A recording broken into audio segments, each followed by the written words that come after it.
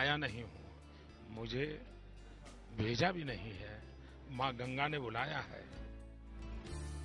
नरेंद्र दामोदर दास मोदी, इस नाम की आप अनदेखी तो कतई नहीं कर सकते। इस बार का लोकसभा चुनाव अगर पूरी तरह व्यक्ति केंद्रित रहा तो इसका पूरा श्रेय नरेंद्र मोदी को जाता है। आरंभ है प्रचंड बोल मस्तकों के झुंड, बाज जंग की घड़ी की तुम गुहार दो।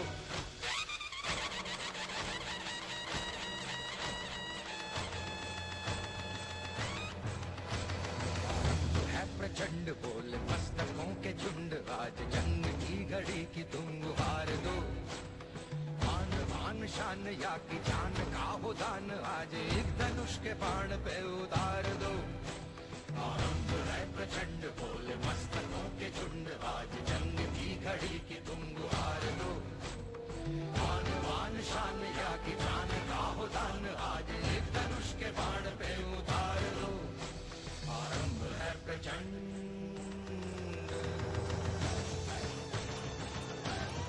इस पूरे चुनाव से पहले से ही मोदी एक ताकतवर शख्स की तरह उभरे, सत्ता के एक केंद्र की तरह।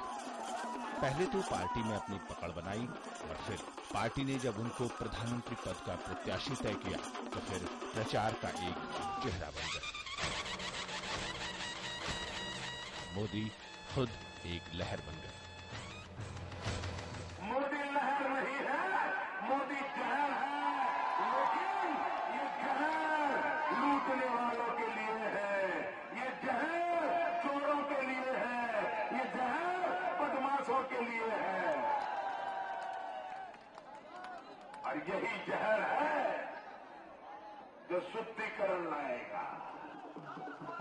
इसे नरेंद्र मोदी का करिश्मा ही कहा जाएगा कि उन्होंने पश्चिम बंगाल जैसे राज्य में भी भाजपा की जड़ें जमा दी।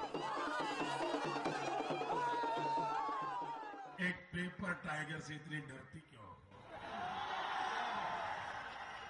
और असली टाइगर सामने आया तो आपका होगा क्या? राजनीतिक विरोधियों को मोदी लहर जैसा कुछ नहीं दिखा, लेकिन वोटरों के बीच बात कुछ और थी। देश में जो वातावरण मालूम पड़ता है, इस पर से स्पष्ट है कि अगली सरकार मोदी सरकार। चुनावी रैलियों में जहां मोदी विकास की बात करते दिखे, वहीं विरोधियों के निशाने पर सिर्फ मोदी रहे। भाइयों बहनों, अगर आपको अपना भाग्य बदलना है तो अब चाहिए विकास की राजनीति, नौजवानों को रोजगार की राजनीति, किसानों को अपनी मेहनत का दाम मिले, वो राजनीति होनी चाहिए। हमेशा मंजिल पर निगाहें टिकाए रखने वाले मोदी ने हर विपरीत परिस्थिति को मौके में बदल दिया। उनका एजेंडा एक ही है, कुछ भी हो जाए, कुछ भी हो जाए, जो करना पड़े करेंगे, मत्था टेकना पड़े तो टेकेंगे, नाक रगड़ना पड़े तो रगड़ेंगे, जो करना पड़ेगा करेंगे, लेकिन कुछ करो, मोदी को रोको। अगर धूमकेतु की तरह उभरना कोई कहावत है तो इसकी सटीक मिसाल है नरेंद्र मोदी। नरेंद्र मोदी अपनी बात बड़ी कामयाबी से लोगों तक पहुंचाना जानते हैं, जनता से सीधा संवाद करते हैं और लोगों के दिलों से तार जोड़कर सीधे दिल में उतर जाते हैं। क्या देश को गूंगी बहरी सरकार चाहिए? क्या आप देश को लूली लंगड़ी सरकार चाहिए? क्या देश को अपाहिज सरकार चाहिए? क्या देश को रिमोट कंट्रोल से चलाने वाली सरकार चाहिए? मेरे भाइयों बहनों, मुझे बताइए, देश को मजबूत सरकार चाहिए कि नहीं चाहिए? अगर मजबूत सरकार होगी तो देश मजबूत बनेगा कि नहीं बनेगा? देश का भाग्य बदलेगा कि नहीं बदलेगा? रुका पड़ा देश चलने लगेगा कि नहीं चलने लगेगा? 125 करोड़ का देश आबाद होगा कि नहीं होगा? रेलवे प्लेटफॉर्म पर चाय बेचने वाले से प्रधानमंत्री पद तक पहुंचने की नरेंद्र मोदी की कहानी साधारण आंखों से देखे गए असाधारण सपनों के सच होने की दास्तान है। ऐसे खेल कूद में और अभ्यास में वो बहुत ही आगे रहे थे। हमारे जो सर थे, हमारे जो टीचर्स थे, वो भी बताते थे कि एक दिन ये लड़का बड़ा होके मुख्यमंत्री और दिल्ली की गादी पे बैठेगा। किसी भी पार्टी को यदि स्थिर नहीं रहना है, आगे बढ़ना है, प्रोग्रेस करना है, तो कुछ न कुछ लोग ऐसे चाहिए कि जो अपने दिमाग से आगे बढ़े और भले ही काफी लोग पीछे रह जाए। क्योंकि बहुत से लोग ऐसे हैं कि जिनकी मानसिकता ऐसी है कि ठीक है, चलता है, चलने दो। ये चलता है और चलने दो वाला आदमी ये नहीं है। ऐसा तो नहीं क्लियर कट कह सकता, लेकिन कुछ न कुछ तो अवश्य बनेगा, ऐसा मेरा हृदय में एक भाव गुप्त रीति से चला रहता था। नरेंद्र मोदी खुद को चाय बेचने वाला बताते हैं। शायद यही वो बात है कि आम आदमी उनसे कनेक्ट करता है। उसे लगता है कि ये नेता हम में से एक है। मेरे को बहुत अच्छी फीलिंग हो रहा है। मेरे जैसे छोटे चाय वाले का एक नाम ठेकेदार के लिया है, तो मेरे को बहुत खुशी हुई है और जीवन में किसको बता नहीं सकता इतनी खुशी है। 17 साल की उम्र थी जब नरेंद्र राष्ट्रीय स्वयंसेवक संघ के सदस्य बन गए। नरेंद्र मोदी 67 में भारतीय जनसंघ में शामिल हुए और तब वो बिल्कुल छोटी सी कोठरी में जनसंघ का कार्यालय था अहमदाबाद में, माणेक चौक में। एक बहुत बड़े आश्चर्य का लेकिन कोई इंसिडेंट है कि उनके कुछ ही दिन के बाद शंकर सिंह वाघेला भी प्रवेश हुए। कई साल तक आरएसएस के प्रचारक रहे मोदी की कार्यशैली ऐसी थी कि संघ ने उन्हें बड़ी जिम्मेदारी देने का फैसला किया। उनका व्यक्तित्व वैसे भी राष्ट्रवाद विचारधारा थी, राष्ट्र में कुछ करने की उसकी तमन्नाएं थी। वो आज शायद मेरे ख्याल में उनके स्वभाव के मुताबिक आज वो वड़ा प्रधान बनने जा रहे हैं। ये उनकी व्यक्तिगत सोच ही हमारे समाज की जो सोच है राष्ट्रवाद की, वो आज पूरे परिपूर्ण होने जा रही है। सन 87-88 में भाजपा की गुजरात इकाई में संगठन मंत्री बने तो फिर उनके राजनीतिक सफर की औपचारिक शुरुआत हो गई। भाजपा का सफर भारतीय राजनीति में चल निकला तो साथ ही चल निकले नरेंद्र मोदी भी। एक ऐसी यात्रा पर जिसकी मंजिलें लाल किले तक फैली थी।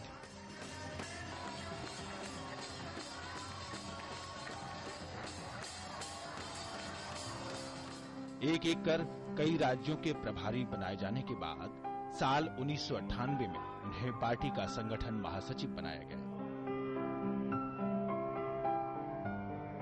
नरेंद्र मोदी की चर्चा अब विकास पुरुष के रूप में होती है। हमने टेक्नोलॉजी इंप्रूव किया है, हमने साइंटिफिक मेथड में अनेक लोगों को इन्वॉल्व किया और हमारा अंदाज है कि 2005 में हमने जो उनका सूबा खुद एक विकास का मॉडल बन चुका है। लेकिन ये सफर इतना आसान नहीं था, ना ये कहानी कुछ दिनों में बनी थी। तरक्की की इस इबारत को लिखने में बरसों लगे थे। डेवलपमेंट पे कोई चर्चा करने को कांग्रेस तैयार नहीं है। 10 साल से वो सरकार चला रहे हैं। महंगाई का वादा किया था, पूरा नहीं किया, जवाब नहीं दे रहे, चर्चा नहीं कर रहे। 10 करोड़ नौजवानों को रोजगार देने के लिए कहा था, नौजवानों को रोजगार नहीं दिया। इस इतिहास के लिए जागती आंखों का एक सपना था, जिसे सच करने के लिए जुनून चाहिए था। और इसी जुनून ने मोदी के मॉडल के लिए मोदित्व जैसा शब्द इजाद किया। इस मोदित्व को पाना आसान नहीं था। नैतिक बल के लिए जो प्रोजेक्टेड प्राइम मिनिस्टर है हमारा, जिसके लिए वोट मांगा जा रहा है, नैतिक बल केवल उसी के साथ होगा और किसी के साथ नहीं होगा। चॉइस तो कोई रहा नहीं है और यहाँ रहा एक विकास पुरुष जिन्होंने काम करके दिखाया, तो चॉइस तो कोई है नहीं। साल 2001 में गुजरात की भुज की धरती भूकंप के झटकों से कांप उठी। हजारों लोग मारे गए, लाखों बेघर हुए। भूकंप के झटकों में तब के मुख्यमंत्री केशुभाई पटेल का सिंहासन भी हिला। इस त्रासदी से निपटने की नाकामी, भ्रष्टाचार के आरोप और उपचुनावों में मिली करारी हार से भाजपा आलाकमान पर राज्य में नेतृत्व परिवर्तन का भारी दबाव था। पटेल की जगह नरेंद्र मोदी को राज्य की कमान सौंपी गई। नरेंद्र मोदी अभी गुजरात के मुख्यमंत्री की गद्दी ठीक से संभाल भी नहीं पाए थे कि राज्य में फिर से भूचाल आ गया। गोधरा कांड के बाद गुजरात में दंगे भड़क गए।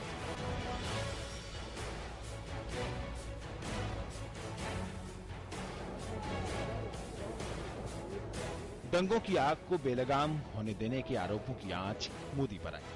इसके कारण मोदी को देश और दुनिया में तीखी आलोचनाओं का सामना करना पड़ा।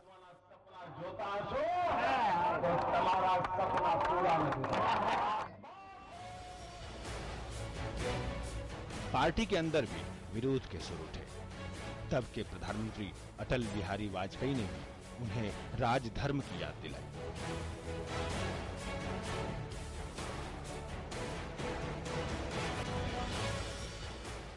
मेरा एक ही संदेश है कि वो राजधर्म का पालन करें। ये शब्द काफी सार्थक है, मैं उसी का पालन कर रहा हूँ, पालन करने का प्रयास कर रहा हूँ। राजा के लिए, शासक के लिए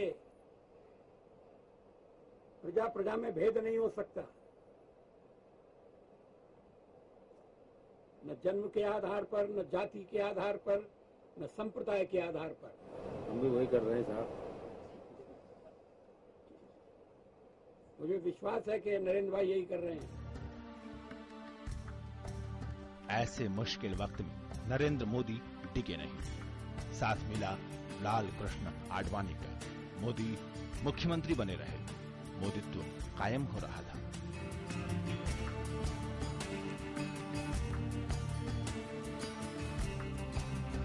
चंद महीनों बाद ही दिसंबर 2002 में हुए विधानसभा चुनाव। मोदी ने धमाकेदार जीत दर्ज की।